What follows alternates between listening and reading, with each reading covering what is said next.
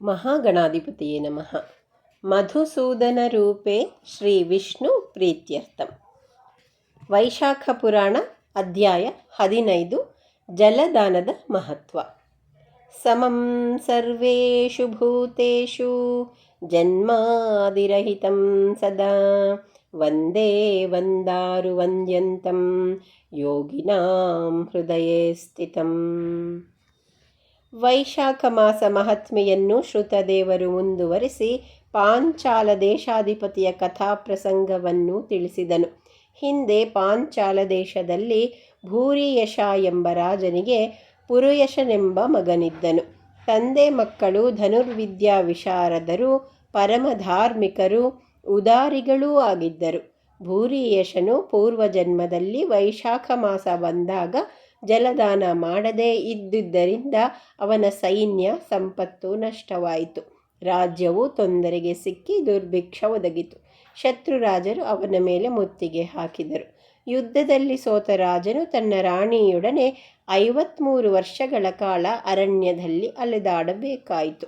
ಅವನು ತಾನು ತಂದೆ ತಾಯಿಗಳಲ್ಲಿ ಭಕ್ತಿ, ಗುರುಭಕ್ತಿ, ಭೂತದಯೆ ಮತ್ತು ಧರ್ಮನಿಷ್ಠನಾಗಿದ್ದರೂ ನನಗಿಂತ ದುರವಸ್ಥೆ ಏಕೆ ಬಂತು, ನನಗೇಕೆ ಈ ಬಡತನ ಮತ್ತು ಪರಾಭವವೆಂದು ಚಿಂತಿಸಿದನು.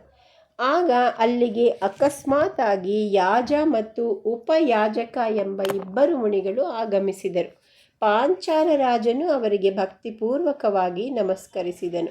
ಅವರನ್ನು ಯಥಾಶಕ್ತಿ ಆದರಿಸಿದ ರಾಜನು ತನಗೆ ಬಂದಿರುವ ದುಸ್ಥಿತಿಗೆ ಕಾರಣವೇನೆಂದು ಕೇಳಿದನು.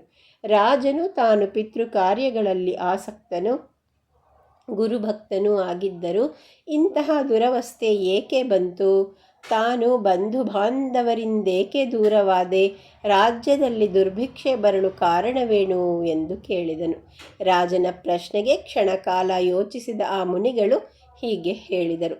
ಹೇ ರಾಜನ್, ನೀನು 10 ಜನ್ಮಗಳಲ್ಲಿ ಹಿಂಸಕನಾದ ವ್ಯಾಧನಾಗಿದ್ದೆ.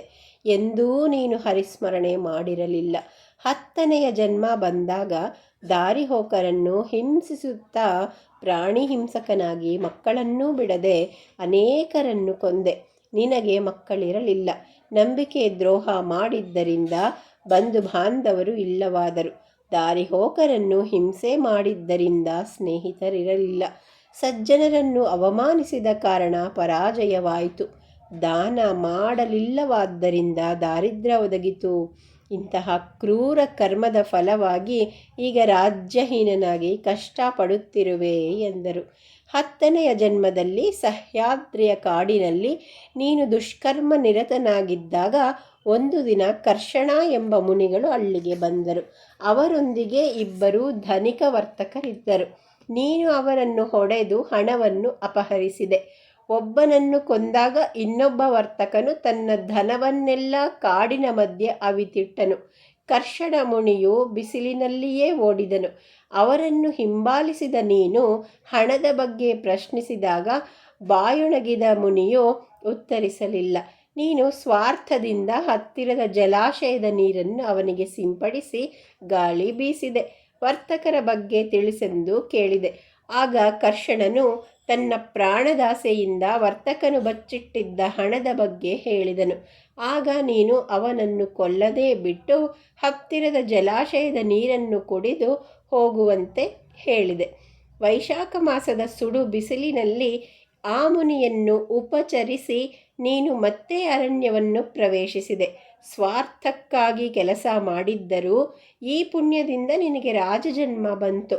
ನೀನು ನಿನ್ನ ರಾಜ್ಯವನ್ನು ಮರಳಿ ಪಡೆಯಬೇಕಾದರೆ ವೈಶಾಖ ಧರ್ಮವನ್ನಾಚರಿಸಿ ಸೌಖ್ಯವನ್ನು ಹೊಂದು. ಈಗ ವೈಶಾಖ ಸಮೀಪಿಸಿದೆ. ಈ ಮಾಸದ 3ನೆಯ ದಿನವಾದ ಅಕ್ಷಯ ತೃತೀಯದಂದು ಗೋದಾನವನ್ನು ಮಾಡು. ಅದೇ ದಿನ ಮಾಸನಾಮಕ ಮಾಧವನನ್ನು ಪೂಜಿಸಿ ಛತ್ರಿದಾನ ಮೊದಲಾದ ದಾನಗಳನ್ನು ಮಾಡು. ಸಕಲ ಪ್ರಾಣಿಗಳಿಗೂ ಸಂತೋಷದಿಂದ ನೀರನ್ನು ದಾನ ಮಾಡು ಎಂದು ಹೇಳಿದ ಆ ಮುನಿಗಳು ಬಂದ ಮಾರ್ಗದಿಂದಲೇ ಹೊರಟು ಹೋದರು. ಪುರುಯಶರಾಜನು ಮುನಿಗಳ ಸಲಹೆಯಂತೆ ವೈಶಾಖ ಮಾಸದ ಸಕಲ ಧರ್ಮಗಳನ್ನೂ ಆಚರಿಸಿದನು. ಇದರ ಪುಣ್ಯ ಪ್ರಭಾವದಿಂದ ರಾಜನು ಸೈನ್ಯದೊಡನೆ ಅಳಿದುಳಿದ ಬಂಧುಗಳೊಡನೆ ತನ್ನ ಪುರವನ್ನು ಪ್ರವೇಶಿಸಿದನು. ಶತ್ರುರಾಜರು ಮತ್ತು ಅವನ ನಡುವೆ ಘೋರವಾದ ಯುದ್ಧ ನಡೆಯಿತು. ಪುಣ್ಯ ಬಲದಿಂದ ರಾಜನು ಶತ್ರುಗಳನ್ನು ಗೆದ್ದು ಅವರ ಸಂಪತ್ತನ್ನು ವಶಪಡಿಸಿಕೊಂಡು ಪಟ್ಟಣ ಪ್ರವೇಶ ಮಾಡಿದನು. ರಾಜನಿಗೆ ಬಯಸಿದ ಭಾಗ್ಯ ಬಂದಿತು. ರಾಜ್ಯದಲ್ಲಿ ಸುಭಿಕ್ಷ ಉಂಟಾಗಿ ಜನಗಳು ಸುಖಿಗಳಾದರು. ರಾಜರು ಪ್ರಜೆಗಳನ್ನು ವಿಶ್ವಾಸದಿಂದ ಕಂಡು ಅವರ ಪ್ರೀತಿ ಪಾತ್ರರಾದನು. ಅವನಿಗೆ ದೃಷ್ಟಿಕೀರ್ತಿ ಮುಂತಾದ 5 ಜನ ಗಂಡು ಮಕ್ಕಳಾದರು. ರಾಜನ ಭಕ್ತಿಯಿಂದ ಪ್ರಸನ್ನನಾದ ಪರಮಾತ್ಮನು ಶಂಖ ಚಕ್ರ ಗದಾ ಪದ್ಮಧಾರಿಯಾಗಿ ಪ್ರತ್ಯಕ್ಷನಾದನು. ರಾಜನು ಶ್ರೀಹರಿಗೆ ಸಾಷ್ಟಾಂಗವಾಗಿ ನಮಸ್ಕರಿಸಿ ಅತಿ ಹರ್ಷಿತನಾಗಿ ಸ್ತೋತ್ರ ಮಾಡತೊಡಗಿದನು. ಎಂಬಲ್ಲಿಗೆ ವೈಶಾಖ ಮಾಸ ಮಹಾತ್ಮೆಯ 15ನೇ ಅಧ್ಯಾಯ ಮುಗಿಯಿತು.